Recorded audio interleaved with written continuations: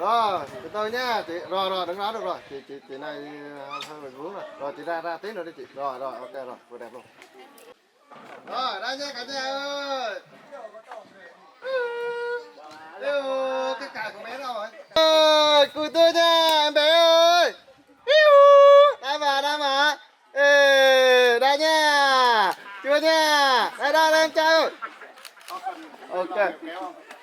Đâm luôn mẹ ra ngoài trò chạy cơ lại nè, trò chạy cơ luôn mẹ ra ngoài để nó nhặt tụi nhật. Trung người như lại này. Hẹp lộ.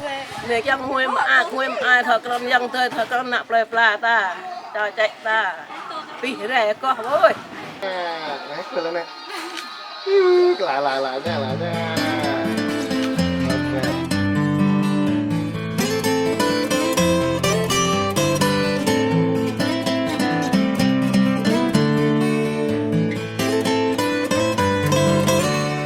Ngày hôm nay ta cùng họp hắn nơi đây, mọi người bên nhau ta hát mừng sinh nhật. 1, 2, 3 ta cùng thôi tắt nên Happy birthday to you.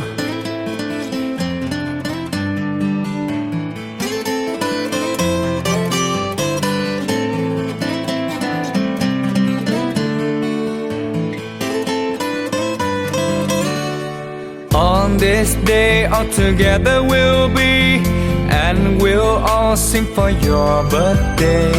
1, 2, 3 we blow out the candles. Happy birthday to you. Happy birthday to you. And happy birthday to you.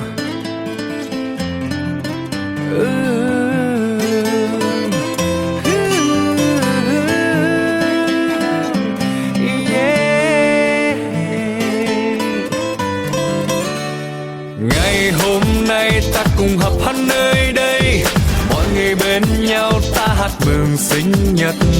1, 2, 3 ta cùng thôi tắt nên Happy birthday to you.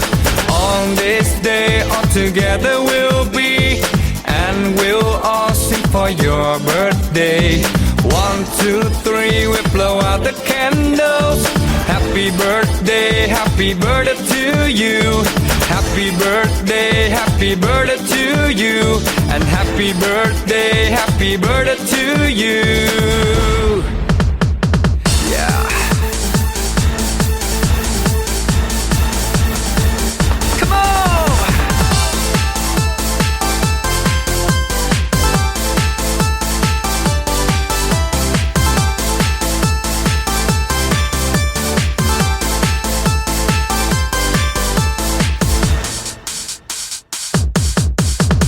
Ngày hôm nay ta cùng họp hắn nơi đây, mọi người bên nhau ta hát mừng sinh nhật.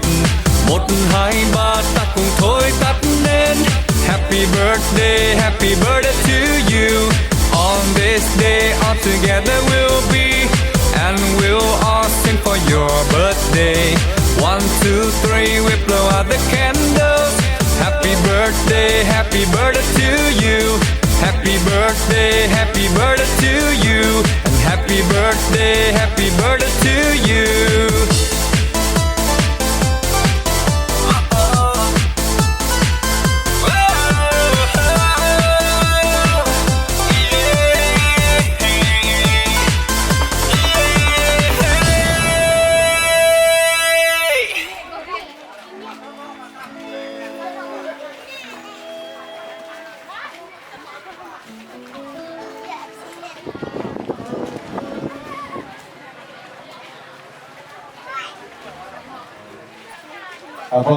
Kính thưa quý anh chị và các bạn thân mến, và đi xuống đây, anh chúc bạn thư ký cũng như bao tiệc, ban tổ chức của chúng tôi cũng đã thay mặt cho gia đình cũng đã sắp xếp tiền rất sẵn để đón tiếp quý vị Và đi phút ở đây, tôi xin đại diện cho gia đình anh Lít và chị Bùi PS. Xin được trân trọng kính mời quý anh chị cũng như bạn của gia đình cũng như bé Bùi Annie.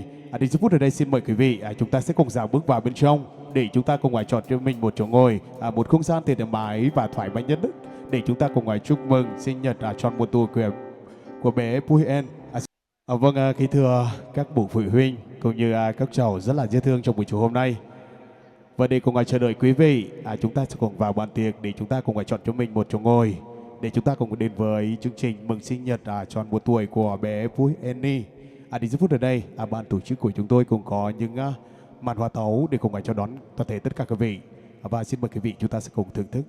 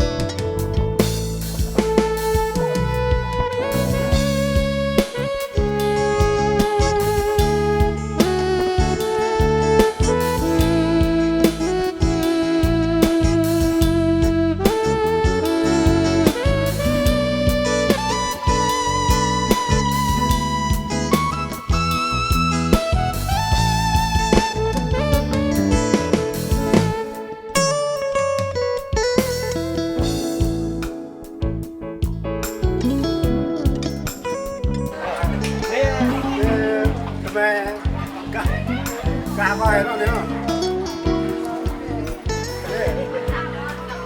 Cả vài cả lên cả chính thôi. mười đi. Thực có nhạc ăn mẹ con đặt mẹ con quá. Đi cả. Cả ta bên này. Nên rồi lên nó tụi mẹ tao gặp cái chúng nha.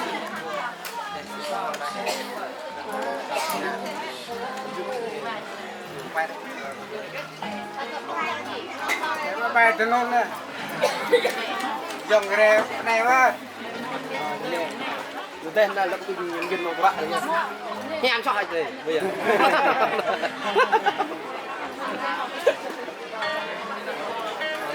Nên thì nó mòn phải tên là đây. Trăm. Như cái ra đây. Cái lòng mẹ thu à? Cái lòng mẹ thu à? Mẹ thu à? Cái dạ đi Ra ăn có phải.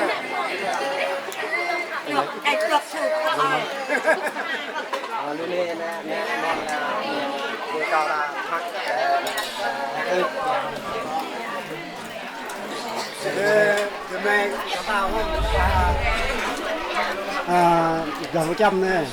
Nên nhưng mà riêng. Nhưng mà coi đăng lên nữa, là quay nó coi đăng.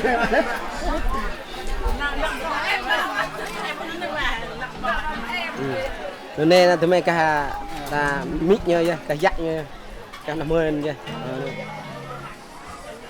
luôn nên là cô nợ mòn ta cả mai cả mà lít cả ơi như cô nợ mòn cô mòn hít luôn nên cho cảm ơn mà lại cả mai cả ơi nhá ơi anh đi nên luôn nên hôn đâu quá cái này đâu á luôn này cả 10 sao nên cả ơi nhá ơi ni cả ai ni luôn nè tụi mày là tên là luôn nè tụi này lại trò nè có to của một con này này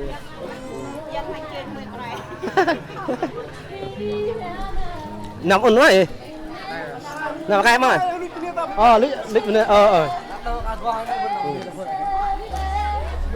Ni các bạn dong. Nah. Gah macam he gah nè gah môi he gah mai he gah mai sao nè gah ai ni luôn nè mà tên là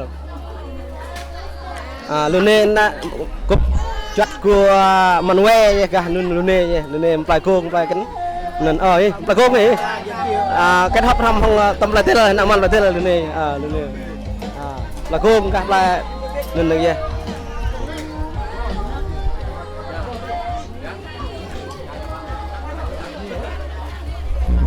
luôn đi vui không lại cánh là thực nha cá hà lệ cá rui nè cá rui quam nè cá rui quam cá ni cá hà ở dạ trời mai là luôn nè cá là thực này cá rui quam nè nè nhầm ôi cọp mình nữa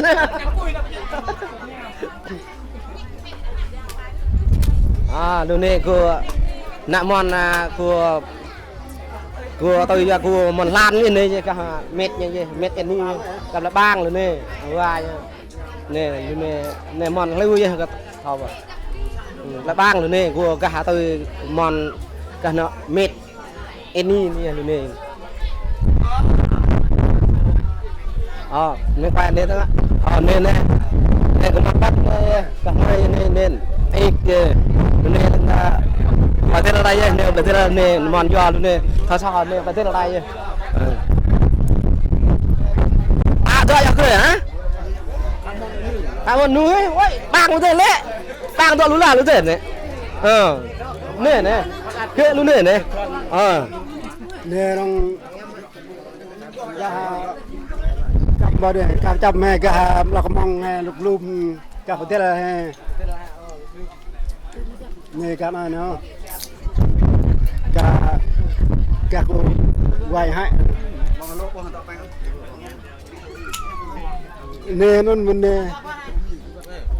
nè cả 100 he cả lại thế là he đàng nè bọ nè bọ dùng nè nè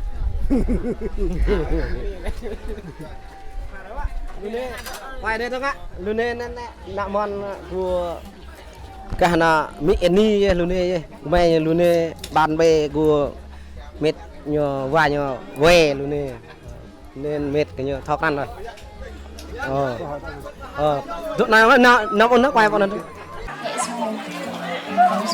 ôi giời ôi như em đã rơi vào đây tình yêu với anh này baby tell me do you really like me baby tell me do you really need me yes I'm here for baby trái tim anh chỉ cần cười anh baby muốn sao đây baby muốn sao đây yêu không yêu hãy nói một lời tin sao đây David, cái đây cái tiếng nhạc ấy, nhạc đang áo.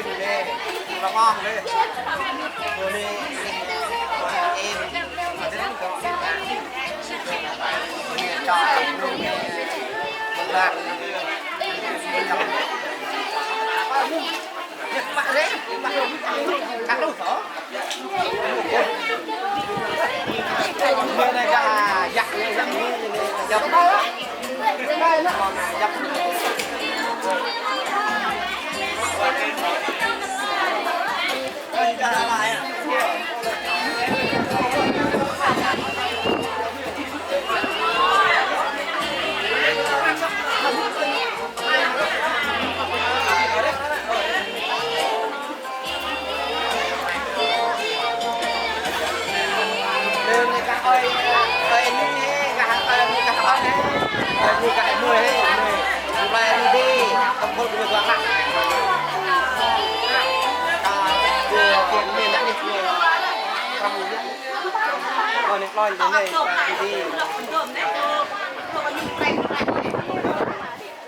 là bị tê lúc như vừa ăn không có mà đó chốc rồi đấy mà đây là cô nhạc này ăn lăn tay Vâng, xin nhiệt liệt kính chào toàn thể tất cả quý vị chúng ta đã có mặt trong buổi chiều hôm nay. Và lời đầu tiên xin gửi đến cho quý vị lời kính chúc sức khỏe, lời chào nồng nhiệt nhất. Vâng, kính thưa quý vị, ngày hôm nay là một ngày nắng đẹp trời. Toàn thể tất cả chúng ta đều có mặt trong buổi chiều hôm nay. Kính thưa quý vị, nếu tôi tính thời gian mà chúng ta sống trong một năm thì chúng ta có 365 ngày. Và một ngày thì chúng ta có một ngày duy nhất. Đó là ngày sinh nhật của chúng ta, là ngày sinh của chúng ta. Kính thưa quý vị, cách đây một năm, tại một gia đình tràn đầy tình yêu thương đã sinh ra và chào đón một thiên thần nhỏ bé của chúng ta. Và trong vòng tay yêu thương của bố mẹ chăm sóc, và bé tới ngày hôm nay đã lớn khôn và có một khuôn mặt rất là xinh xắn, rất là dễ thương. Hôm nay thì ban tổ chức của chúng tôi cũng đã vào đây thấy bé cùng rất là nhiều anh chị em của chúng ta cũng đã ôm bé để có một tâm mình cùng với bé. Và đó cũng chính là lý do mà toàn thể tất cả quý vị chúng ta đã có mặt trong buổi chiều hôm nay. Và kính thưa quý vị, ngày hôm nay là sinh nhật tròn 1 tuổi của bé Pui En Ni của chúng ta. Và đến phút ở đây, xin được trân trọng kính mời gia đình cũng như bé sẽ cùng trở về sân khấu tình yêu sinh nhật của bé để cùng chào đón toàn thể tất cả quý vị. Xin được trân trọng kính mời.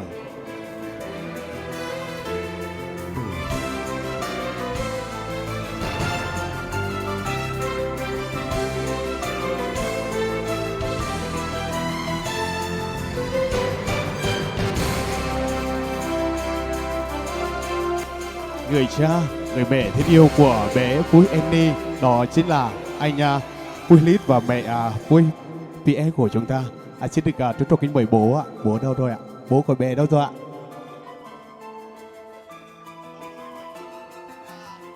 ạ? Xin được quý vị thì thông tin mà đến lúc ở đây thì MC cũng nhận biết là bố của bé đang ở bên nước ngoài và cũng đang xem trên màn hình nhỏ của gia đình trong ngày tổ chức cái sinh nhật của bé. Xin chào bố Pui Annie nhá. Cái tiếp về và ngày hôm nay đó là mẹ của bé Pui Annie cũng đã ra mắt toàn thể tất cả quý vị. Và cái tiếp vị đúng là tình yêu của cho mẹ lớn lao.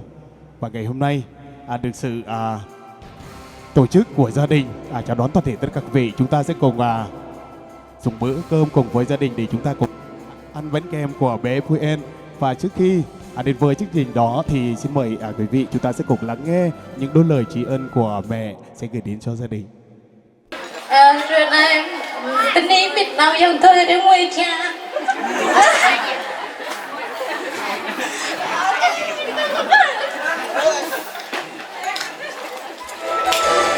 Một tràng pháo tay đi quý vị ơi, một tràng pháo tay thêm một lần lớn đi ạ.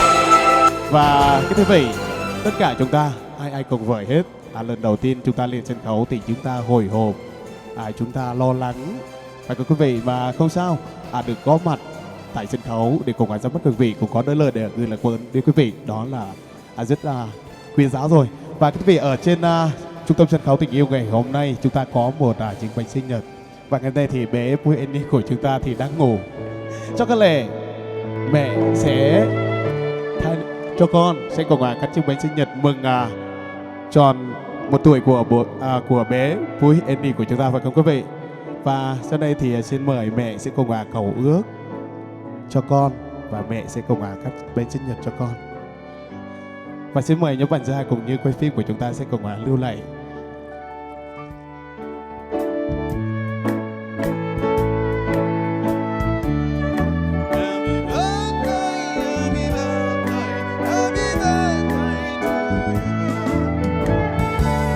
Nào xin mời mẹ sẽ cùng ước đi ạ. Mẹ ước cho bé phải không ạ? Mẹ ước cho bé rồi mẹ sẽ cùng cắt cái sinh nhật. Chúng ta sẽ cùng hô thật to để chúng ta cùng chúc mừng cho bé Pui Annie của chúng ta đi nào. Chúng ta cùng đếm nhá. 1, 2, 3. Chúc mừng sinh nhật.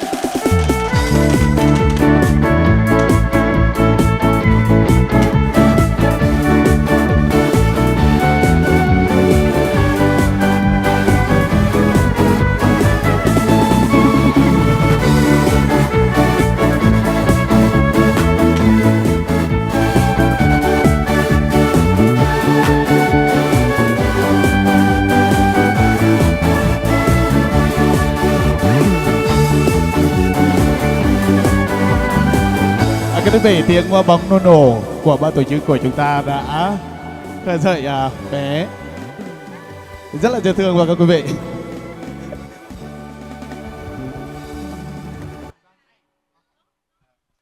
Các quý vị, vừa rồi chúng ta đã cùng chúc mừng sinh nhật cháu bé tròn 1 tuổi. Và quý vị, và cho các lệnh đến giây phút ở đây, quý vị, chúng ta cũng như anh chị em bạn bè, họ hàng của bé cũng như gia đình cùng đem theo món quà, đó là món quà sinh nhật để chúng ta cùng tặng cho bé.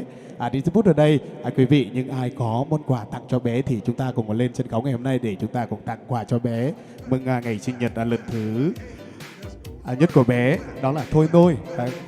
Đầu tiên chúng ta là gọi Thôi Nôi, đó là mừng sinh nhật lần thứ nhất của chúng ta đấy ạ. Và ai có món quà để tặng cho bé thì chúng ta lên sân khấu để chúng ta cùng tặng đấy ạ.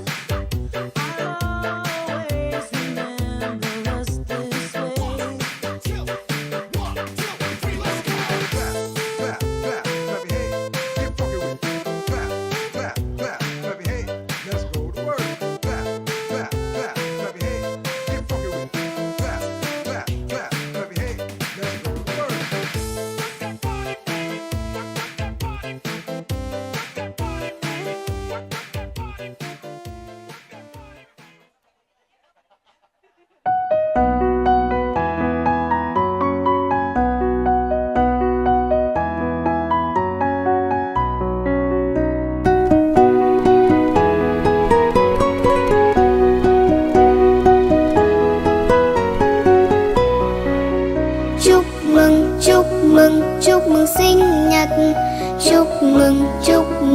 chúc mừng sinh nhật,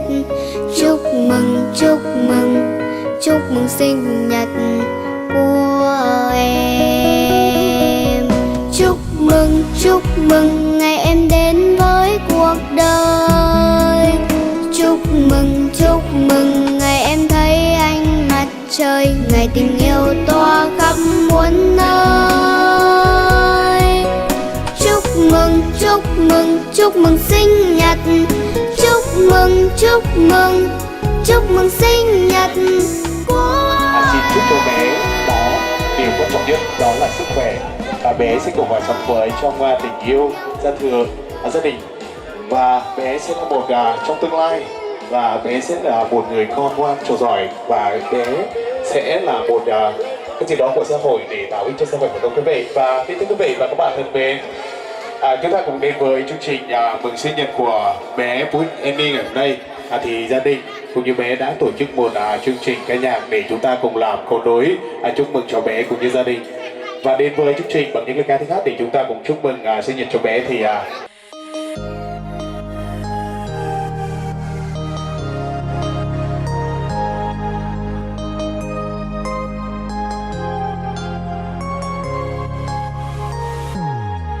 Happy birthday to you.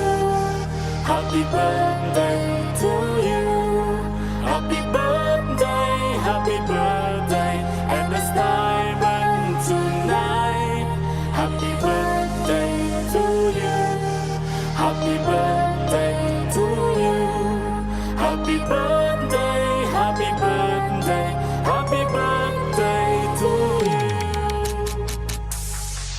Chào mừng sinh nhật đáng yêu, chào mừng sinh nhật dễ thương, mừng ngày chúng ta sinh ra đời cùng vì sao sáng tỏa sáng. Chào mừng sinh nhật đáng yêu, chào mừng sinh nhật dễ thương, mừng ngày chúng ta sinh ra đời, hát với nhau lời chúc mừng.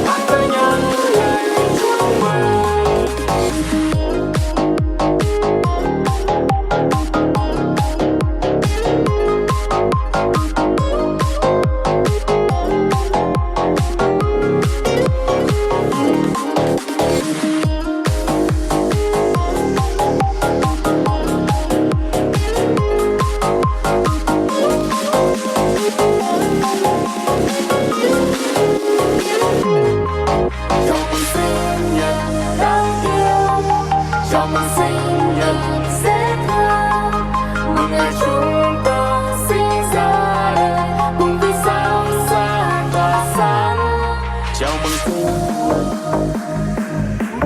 chào mừng sinh nhật, chào mừng sinh nhật, chào mừng sinh nhật.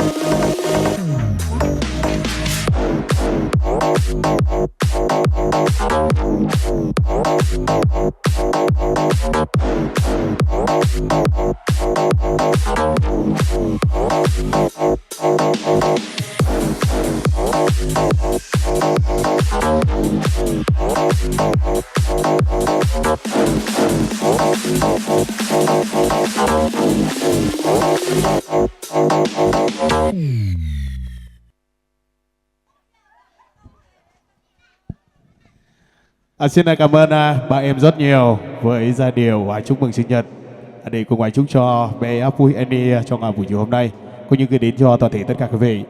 Và cái quý vị liên tục chương trình mừng sinh nhật của bé Annie, chúng ta sẽ cùng đến với những lời ca tiếng hát để chúng ta cùng chúc mừng cho bé. Và đến phút ở đây xin được phép ban tổ chức xin được gửi đến cho quý vị một ca khúc về tình yêu. Ca khúc nói lên rằng một người con trai sẽ yêu một người con gái đó vợ mình hết mình. Ca khúc được mang tên Yêu Em Hơn Lời Anh Nói.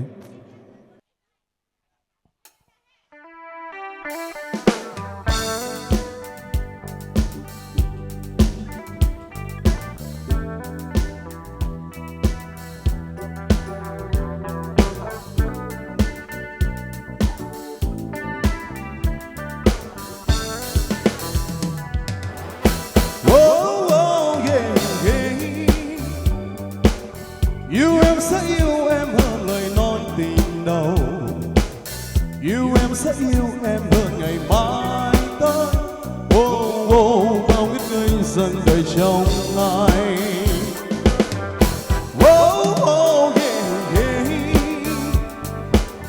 Anh luôn ước mong ôi sao đời quá dài, anh luôn ước mong có em vòng tay mãi. Đôi tay có nhau cho đời tìm vui. Và người yêu ơi xin em hãy nhớ, và nếu yêu anh xin em đừng dối, vì con tim đã trao về người, trong cuộc đời yêu em mãi thôi.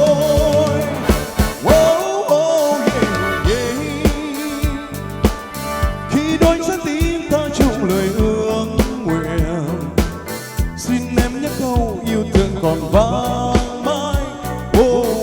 Bên nhau có đôi cho đời tìm vui. I love you.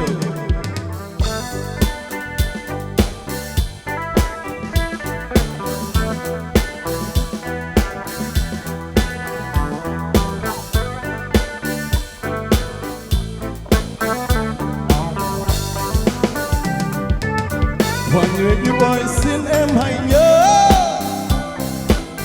và nếu yêu anh xin em đừng dối,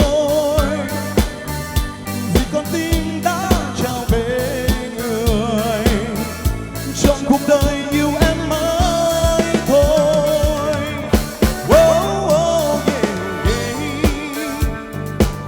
Khi đôi trái tim ta chung lời ước nguyện, xin em nhắc câu yêu thương còn vang mãi.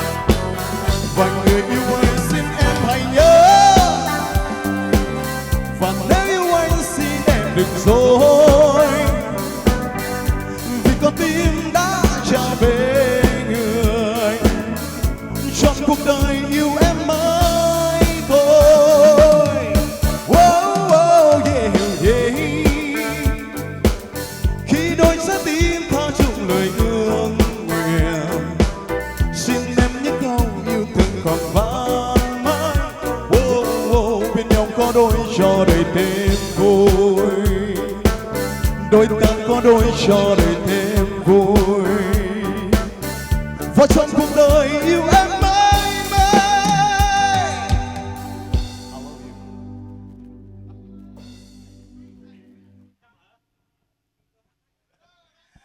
Vâng, kính thưa quý vị, và liên tục cả chương trình thì hiện tại bây giờ thì MC chưa có cái danh sách để gọi mọi người, chúng ta cùng cả vui để chúc mừng cho bé Puni.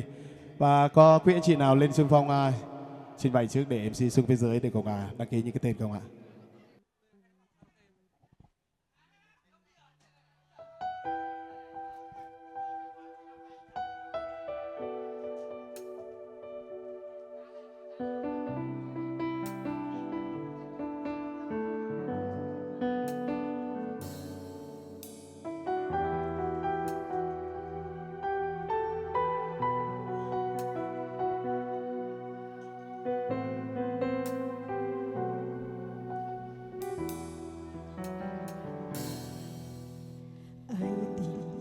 Trên phố vắng ngược lối cơn mưa chiều răng răng, ai tìm ai dưới chân những bóng ngó dài vàng vàng, ai đặt tên cho ký ức là nỗi đau của ngày hôm qua, ai đặt tên chúng ta là người lạ. Có phải đêm qua thức trắng để gấp con tim làm hành ngăn, em phải ôm nỗi đau còn ngăn trái chứa hạt nhiệm màu, sáng ban đêm làm quà cô dâu, sợ mai kia không phải hoa u áo nhau. Anh đợi anh, em chọn ngăn nỗi đau. Ngày hôm ấy em đi trong mưa, thế nhưng lại quên tim không khóa cửa, để cho mưa lắng la hỏi thăm lén vào trong ký ức trong lòng. Ngày em đi theo cơn mưa ngâu, đầy chim lá cánh khóc hoang tìm nhớ, ai đâu ai đem hết bao giọt sầu. Hồi mùa thu đang du miên man, mỗi năm mùa rơi bao chiếc lá vàng, liệu có biết ở nơi nào không, có lần nào trông như lá diêu bông. Hỡi diêu bông ơi hỡi diêu bông, bình minh chưa hết tôi phải tìm dấu, nhưng mai người ta đã đi lấy chồng.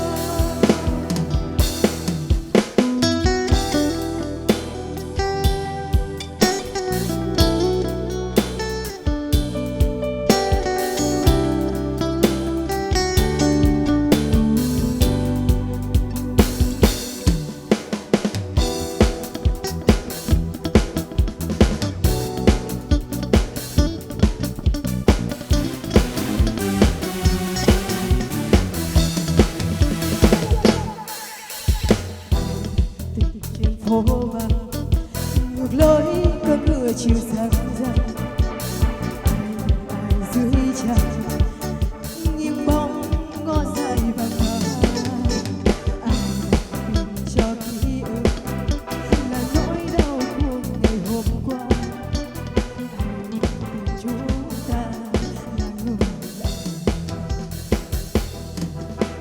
Có phải đêm qua thức trắng để gấp con tim làm hành ngăn, em phải ôm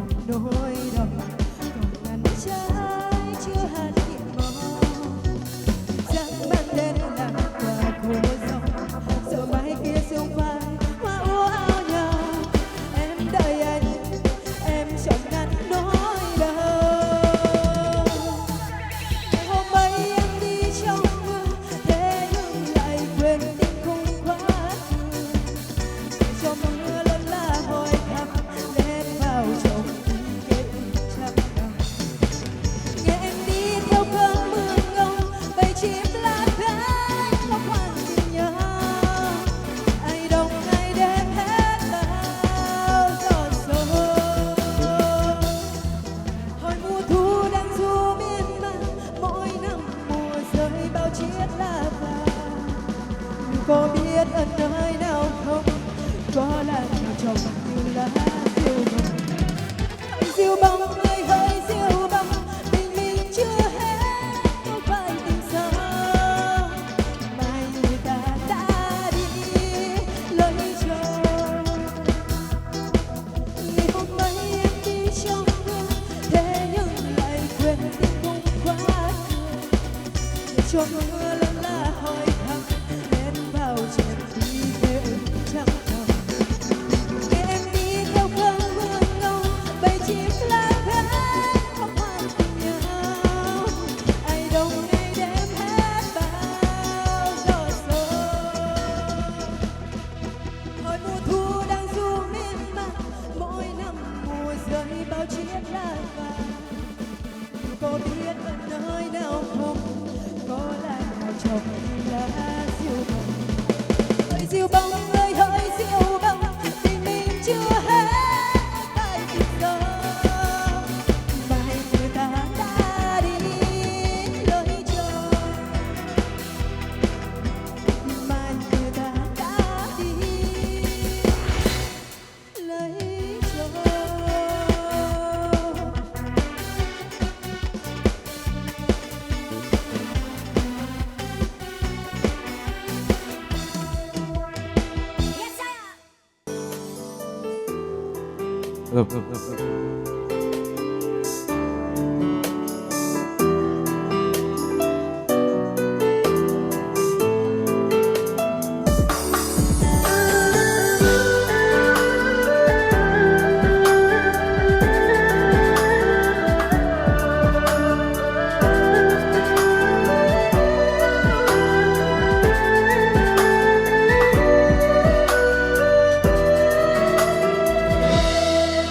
Rồi ngày mai em đi, ngày mai chúng ta không gặp. Rồi ngày mai em đi, bên mình mỗi ngày lặng lẽ. Từ ngày mai nơi đây mỗi khi trăng lên cao, có một người vẫn mong chờ một người, dẫu mai không còn bên nhau.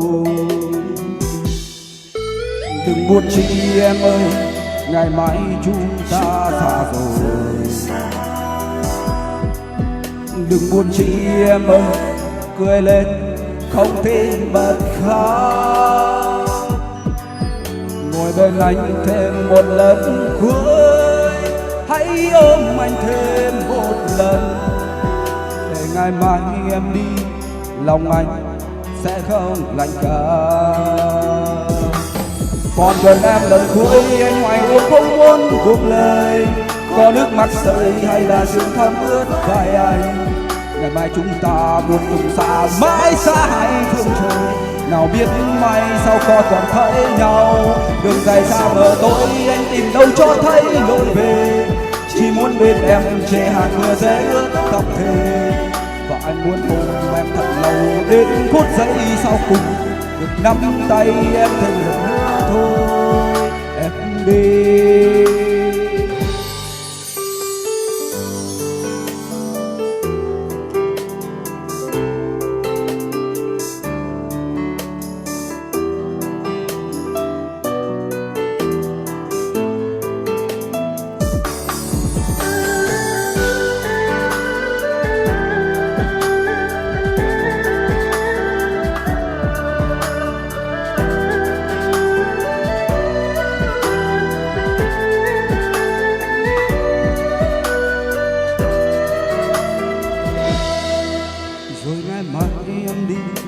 Ngày mai chúng ta không gặp. Rồi ngày mai em đi, bên mình mỗi ngày lặng lẽ. Từ ngày mai nơi đây mỗi khi trăng lên cao, có một người vẫn mong chờ một người, dẫu mai không còn bên nhau. Đừng buồn chi em ơi, ngày mai chúng ta xa rồi. Đừng buồn chi em ơi, cười lên không tin bật khóc. ngồi bên anh thêm một lần cuối, hãy ôm anh thêm một lần, để ngày mai em đi lòng anh sẽ không lạnh căng. Còn cơn em lần cuối anh hoài ôm không muốn buông lời, có nước mắt rơi hay là sương thấm ướt vai anh. Ngày mai chúng ta muốn cùng xa mãi xa hai phương trời, nào biết mai sau có còn thấy nhau. Đường dài xa mờ tối anh tìm đâu cho thấy lối về, chỉ muốn bên em che hạt mưa rơi ướt tâm thề. Và anh muốn ôm em thật lâu đến phút giây sau cùng, nắm tay em theo lửa thôi em đi.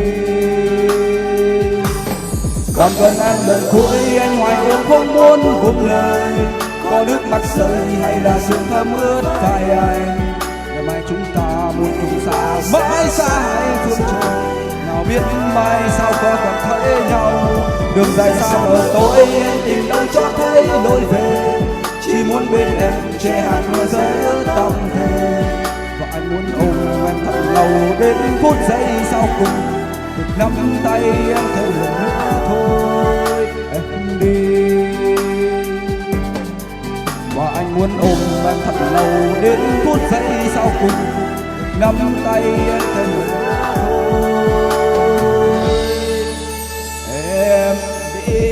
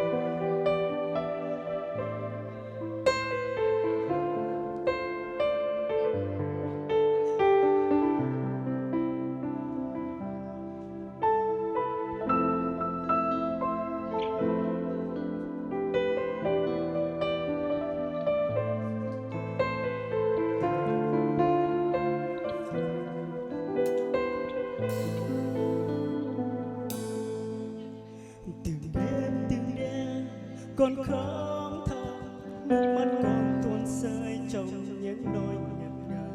Nghĩ đến gia đình mình, lòng con thắt lại. Chúa ơi, Chúa có nghe con cầu xin. Đã bao lần con đến với Ngài, khăn xin Cha giải khiếu gia đình con. Văn biên bài bồn chồn lắc giữa cuộc đời và không tên Ngài Chúa ơi. Nguyện xin Chúa cứu lấy gia đình con, nguyện xin Chúa ban ơn phước cho con, để cha mẹ của con được biết đến Ngài qua đời sống con. Ngày mai đây khi nước Giêsu đến, mẹ ở đâu, cha ơi ở nơi đâu, nước mắt con một ngày tuôn rơi mỗi khi nghĩ đến gia đình.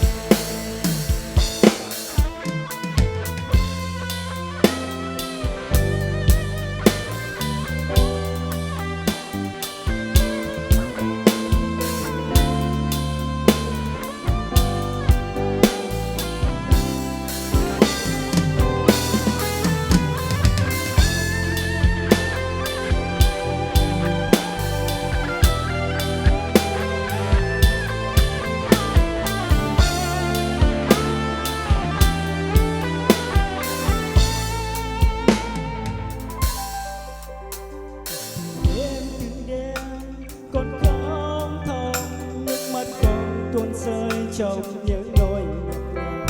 Nghĩ đến gia đình mình, lòng con thắt lại. Chúa ơi, Chúa có nghe con cầu xin. Đã bao lần con đến với Ngài, khăn xin Cha giải cứu gia đình con.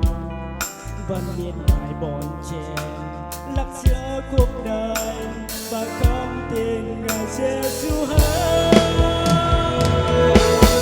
Nguyện xin Chúa cứu lấy gia đình con, nguyện xin Chúa ban ơn phước cho con, để cha mẹ của con được biết đến Ngài qua đời sống con. Ngày mai đây khi nước Giêsu đến, mẹ ở đâu, cha ơi ở nơi đâu, nước mắt con nghẹn ngào tuôn rơi mỗi khi nghĩ đến gia đình. Nguyện xin Chúa cứu lấy gia đình con, nguyện xin Chúa ban ơn phước cho con, để cha mẹ của con được biết đến Ngài qua đời sống con.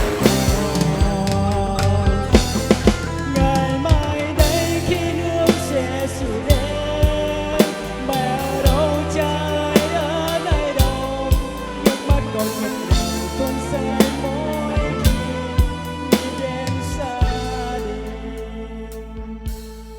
Nước mắt con nghẹn ngào tuôn rơi mỗi khi nghĩ đến cha mẹ.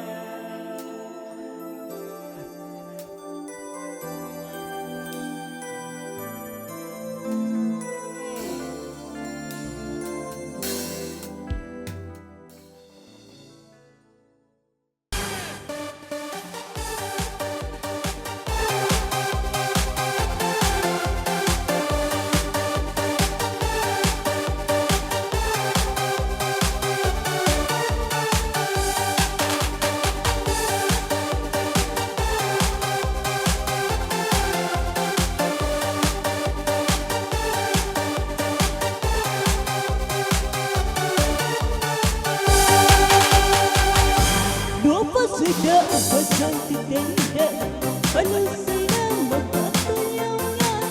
Có ai cho vào tay và tay đi đắm đen, vô khi sao gì có người chẳng như đôi sau. Quên kịp cái sự được phút cho đến được đi rồi, một tiếp theo sẽ sống và say đi cũng vui. Có những lời xin cười lòng tôi hồi đôi thương mong mãi. Người yêu cuốn tới ôi ôi tình quên về, màu đôi có xót xa gì đến